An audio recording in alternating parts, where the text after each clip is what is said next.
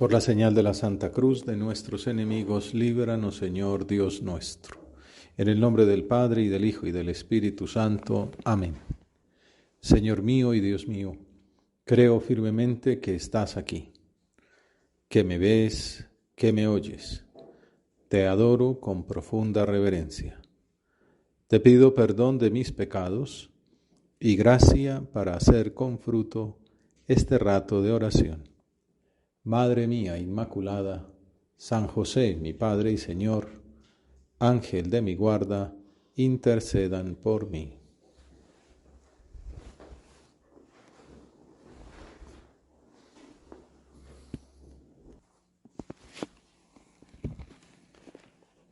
Después del exorcismo al endemoniado Gerasa, Jesús atravesó de nuevo en barca a la otra orilla, cuenta el capítulo 5 del Evangelio de San Marcos.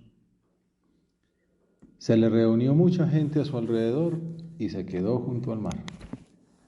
Tú, Señor, regresas a la zona oriental del lago, de donde habías sido rechazado por haber hecho perder una numerosa piara.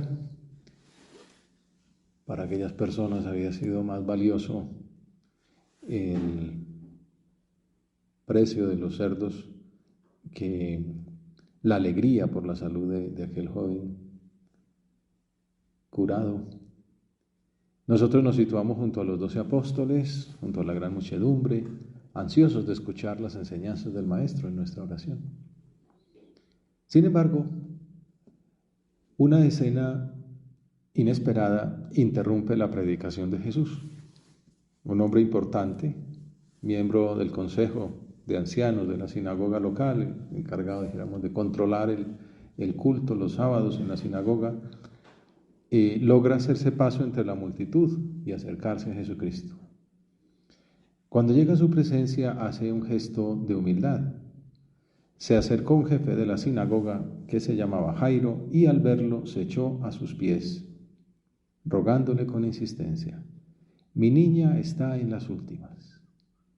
Ven, impon las manos sobre ella para que se cure y viva. Jesucristo acepta esa humilde petición de aquel hombre, no se hace de rogar, y movido por su infinita misericordia hacia las personas que sufren, se fue con él, y lo seguía mucha gente que lo apretujaba. La primera idea que nos sale de esta escena es el drama de la muerte. Mi niña está en las últimas. De hecho, en el 13º domingo se relaciona la primera lectura precisamente con ese tema. Unas palabras del libro de la sabiduría que ofrecen una esperanza para el morir y también una explicación teológica del origen de la muerte. Ante una situación tan dura como el de una niña de solo 12 años que se está muriendo, siempre surge como la oposición, ¿no? La pelea con Dios. ¿Por qué permites que pasen estas cosas? Hay muchas peleas con Dios que forman parte de esa dinámica antropológica, ¿no? del enfrentamiento con el dolor, con el sufrimiento, con la enfermedad, con la muerte. Bueno, el libro de la sabiduría sale al paso, ¿no? Entendiendo un puente de encuentro entre el hombre y Dios, explicando que Dios no hizo la muerte, ni se complace destruyendo a los vivos. Él lo creó todo para que subsistiera. El libro sagrado aclara que la muerte no estaba prevista en el diseño original de Dios. Esta obra de la sabiduría es una de las últimas en redactarse en el Antiguo Testamento y significa una madurez de la revelación, porque abre la esperanza religiosa a la eternidad con el Señor. Ya Jesucristo completará la revelación, como veremos con la escena que contemplamos hoy. El Evangelio amplía esa enseñanza sobre la enfermedad y la muerte, como meditamos en este inserto que Marcos incluye de camino a casa de Jairo, el episodio de la hemorroísa, que con su fe logró un milagro esperado por años, los mismos años que tenía la niña.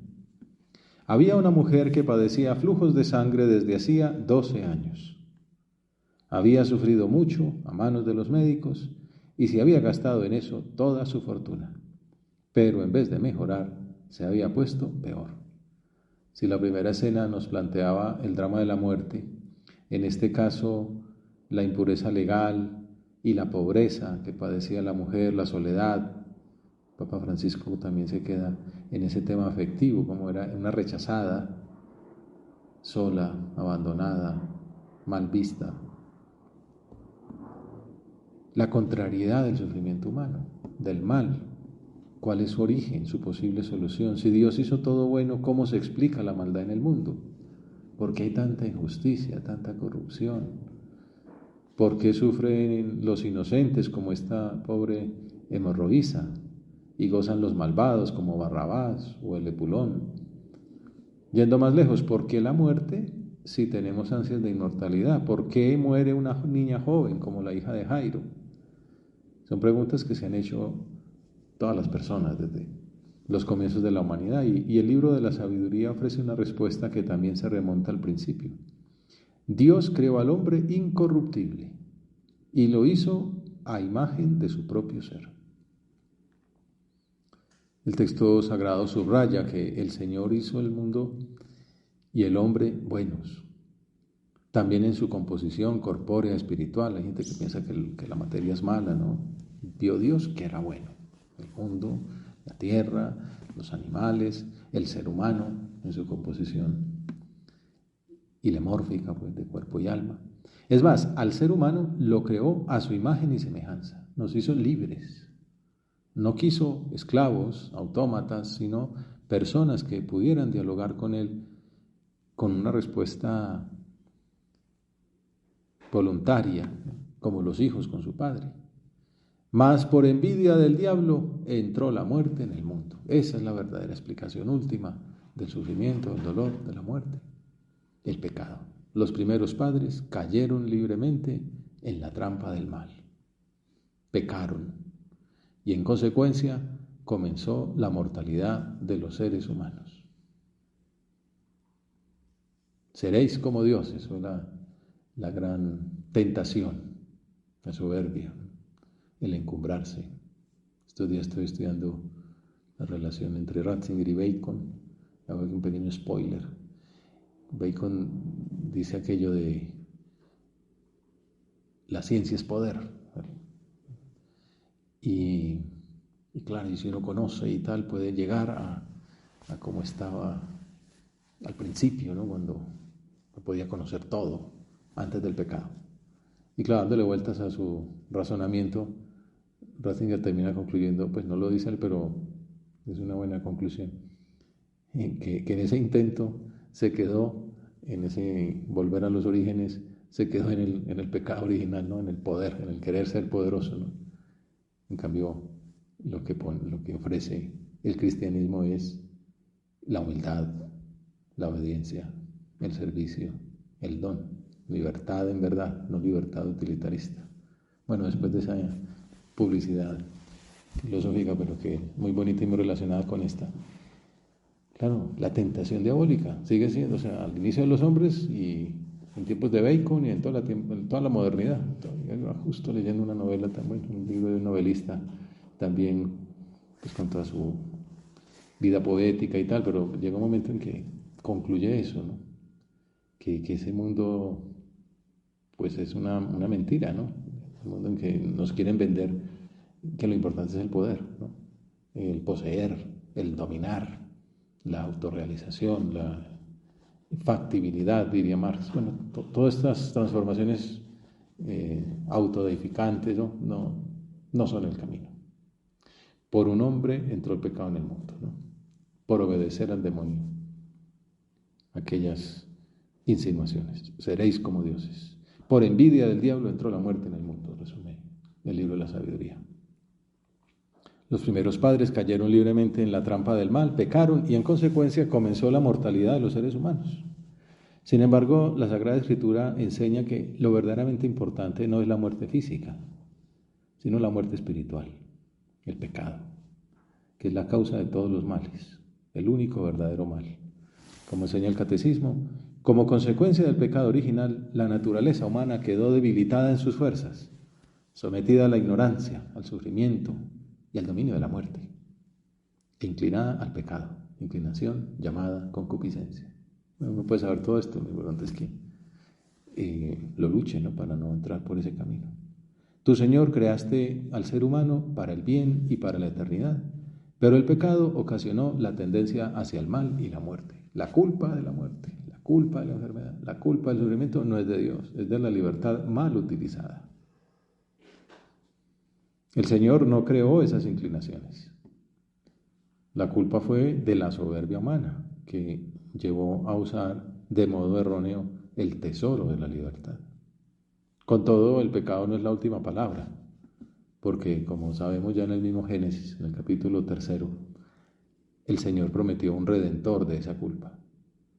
Se trata de su Hijo, al que vemos cómo cumple esa misión en el pasaje del Evangelio que estamos meditando. Volvamos entonces a la escena de la hemorroísa, aquella mujer considerada públicamente como pecadora, impura desde el punto de vista legal. Oyó hablar de Jesús y acercándose por detrás entre la gente, le tocó el manto pensando, con solo tocarle el manto curaré. Aquella mujer era consciente de su debilidad y decidió acercarse al que la podía curar. Alguna exegeta dice que como una religiosidad mágica, ¿no? A veces cuando no hay mucha ilustración racional, mucha teología, es el frotting, ¿no? El ir y tocar, la gente es feliz tocando el santico, ¿no? La medallita y tal. Pues con tocarlo me curo. Pues fue y lo tocó y efectivamente se curó. Aquella mujer es consciente y se acerca. También nosotros tenemos miserias en el cuerpo y en el espíritu. Aprovechemos este rato de oración para hacer examen, para reconocer nuestros vicios, llamarlos así, por su nombre, sin asombrarnos por que tengamos defectos o pecados. Preguntémosle al Señor cuál es ese sangrado que no ha habido quien nos lo cure. Tendencias desordenadas, actitudes difíciles de erradicar, ansiedades que nos llevan a faltar, etc. Situaciones que pueden hacernos sentir incurables como la hemorroísa, ¿no? Pobre de mí, ¿quién me librará de este cuerpo de muerte? Si hasta San Pablo dice eso, ¿no? El bien que quiero hacer no lo hago, el mal que quiero evitar, eso es lo que hago. Esa es casi que la señal del ser humano, pues después del pecado original. Pero debemos reaccionar como la hemorroísa y acudir a Dios para pedirle que nos ayude a rechazar esas malas inclinaciones, pues cada vez con más firmeza, y a poner los medios para curarnos, la oración, la sinceridad en la dirección espiritual y en la confesión, la docilidad, la lucha ascética. Señor, queremos ser fieles a tu misión de luz, rechazar las obras de las tinieblas. Danos la gracia para aborrecer hasta la más pequeña insinuación del pecado, aunque sea venial. San José María decía, aborrecer hasta el más mínimo pecado venial deliberado. Ayúdanos a descubrirlo, a no ser ingenuos, a cortar pronto las tentaciones, a no entrar pues donde no conviene, donde ya sabemos que va a terminar mal. Socórrenos cada vez que la envidia del diablo remueva nuestra concupiscencia y nos presente más atractivo el camino de la muerte, como hizo con Adán y con Eva. Ayúdanos a descubrir la malicia que hay detrás, que no es comerse el fruto de un árbol simplemente, y no desobedecer a Dios. Si no le gusta a Dios, no me gusta a mí. Que sepamos aprovechar la gracia que nos llega con los sacramentos, especialmente con la reconciliación, con la Eucaristía. Hace falta dar ese paso. Y ahora mismo es un buen momento para proponernos ir a tocar el manto de tu presencia entre nosotros, en los sacramentos, en la oración, en la penitencia, en la dirección espiritual. Y así recomenzaremos todas las veces que haga falta en esos puntos concretos que más nos cuestan. Y experimentaremos la sensación de salud que advirtió la hemorroísa. Inmediatamente se secó la fuente de sus hemorragias y notó que su cuerpo estaba curado. Tu Señor sigues curando también ahora y por eso podemos pedirte que nos sanes, que nos aumentes la fe para confiar más en tu poder salvador. Señor, sabemos que tú puedes cambiarnos, que nos puedes ayudar a dar ese salto de calidad que nos estás pidiendo, una ocasión de cambio, un recomenzar. Límpianos, purifica las fuentes de nuestras hemorragias, ayúdanos a volar más alto, a pensar en ti y en las almas, a trabajar mejor, a ser más apostolado, a servir más a los otros, a tener el corazón más limpio. Danos alas que nos permitan remontar el vuelo. Es lo que el Señor pretendía con la hemorroísa. Por eso la historia no termina aquí. No podía haber dejado ir sana, pues, que era lo que quería, pero va más allá. Jesús, notando que había salido una fuerza de él, se volvió enseguida en medio de la gente y preguntaba: ¿quién me tocó el manto? El Señor sabía de sobra todo lo que había pasado, pero consideró conveniente que aquella mujer hiciera pública la gracia recibida, para bien de ella y de quienes la escuchaban, incluidos nosotros, muchos siglos después. También como para dar un paso, dice aquel exégeta que habla de la religiosidad mítica, pues, mágica, ¿no? Tocar para curar. Dice, mira, esto no es cuestión de tocar para curar, esto es cuestión de una relación personal, de un padre con su hija. Y de hecho le dice así, como veremos enseguida. ¿Quién me tocó? Mientras los discípulos se sorprendieron por la pregunta, ¿ves cómo te apretuja la muchedumbre y preguntas quién me tocó? La mujer se acercó. Al comprender lo que le había ocurrido, se echó a los pies, como Jairo había hecho hace un momento, y le confesó toda la verdad. Ya estaba curada de su enfermedad física, pero permanecía con miedo, asustada y temblorosa, sin saber qué le iba a pasar. Y ahí comienza la segunda parte del milagro, que es la curación del alma. Confesar toda la verdad, como dice el Evangelio, es parte de la virtud de la sinceridad, un elemento muy importante en el camino de la lucha ascética y por tanto de la santidad. El Señor saca grandes bienes de nuestra sencillez. Desde el punto de vista psicológico, pues también nos sirve para desahogarnos, incluso para aclarar las diversas facetas del asunto que nos remuerde. Pero ya por lo que concierne propiamente a la ascética, nos garantiza la compañía de la oración y el buen consejo del buen pastor de nuestra alma, que nos acompaña en el camino espiritual. Pero además nos ayuda a crecer en humildad, una virtud que es manifestación, fruto y señal de la fe, que es la protagonista de los milagros que estamos contemplando. La humildad es fruto y señal de la fe. Tanto la hemorroísa como Jairo tuvieron mucha fe para acercarse a tocar el manto de Jesús, para pedirle un favor casi imposible, pero también para abandonarse por completo ante su palabra. De esto habla el punto 324 de Surco. Entonces entramos, como decíamos, en el segundo punto del milagro, ya no solamente la curación del sangrado, sino el más importante y definitivo, la salvación espiritual. No la salud física únicamente, sino la salvación espiritual. Se relacionan salud física, salud espiritual. Por eso el Señor proclama con solemnidad: hija, ya no eres una simple criatura que pasa y toca y se cura, religión mágica, sino una hija, religión de familia, de imagen y semejanza. Dios no es un absoluto lejano, trascendente simplemente, ¿no? Es tu Padre. Hija, tu fe te ha salvado. Tu Padre te ha salvado. Vete en paz y queda curada de tu enfermedad. Pensando en esta escena, San José María la menciona en una homilía de Amigos de Dios, se llama Vida de Fe. Los milagros siempre hablan de fe. Y habla de una característica concreta, de una meditación en el Colegio Romano, en el seminario de la prelatura, y le dice: fe humilde. Te persuades de cómo ha de ser nuestra fe. Humilde. ¿Quién eres tú? ¿Quién soy yo para merecer esta llamada de Cristo, para estar en su casa? ¿Quiénes somos para estar tan cerca de Él? Como aquella pobre mujer entre la muchedumbre nos ofreció una ocasión, y no para tocar un poquito de su vestido, o un momento el extremo de su manto, la orla. Lo tenemos a Él.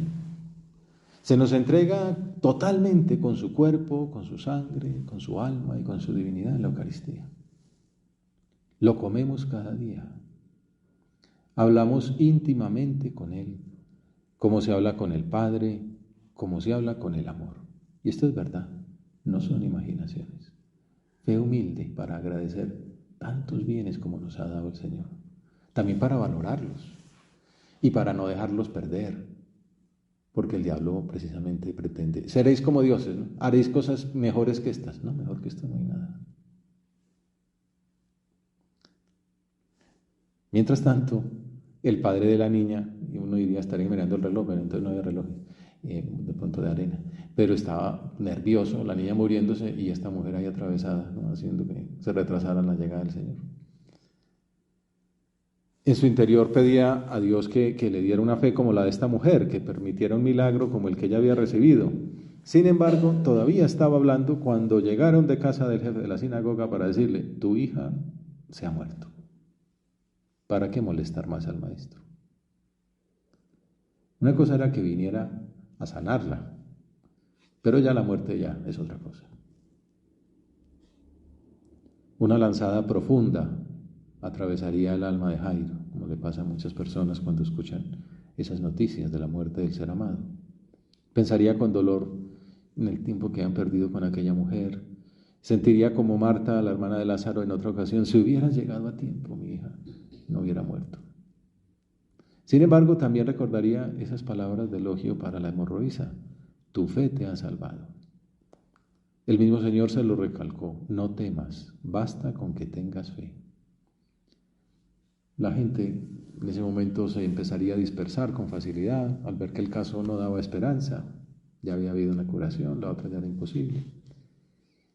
Y Jesús elige los 3 discípulos más cercanos, los mismos que más adelante lo acompañarán en el Tabor, en la Transfiguración, pero también en Getsemaní, en la oración del huerto. Y entonces Jesús les pide que lo acompañen en esta situación hasta entonces inaudita.